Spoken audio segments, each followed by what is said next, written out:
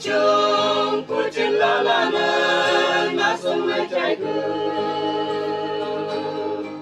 Kahwang ang cincin ngase nang nanya huna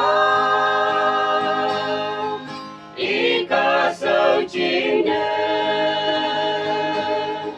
mong pha tuổi linh ya Kahwang tùman khristan như jinla là yêu Kata amai ngai tam fa mi chu mai bu ki jinla li ngai fa nam tuổi trong chính nè ô ba ô như là nu ma nu nam hai yếm lan phải hem lộc lại đi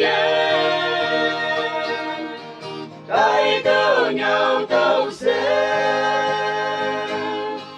quên để sai son pha tim tâm lo chính nè Kahwang tùman khristan như jinla là yêu Kata amai ngai tam fa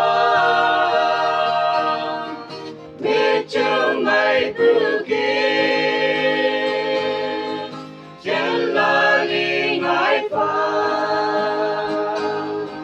nang tuổi trong chính nè cha mẹ đi kia tem man jinla lan wang lai ngô quăng làm mai phai cho thấy đi ba mẹ ý nghe nhai cứ phai tôi mấy linh ngắm ya Kahwang tùman khristan như jinla là yêu Kata amai ngai tam fa mi chu mai bu ki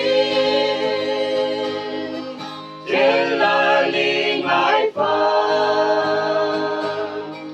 năm tuổi trong chính nè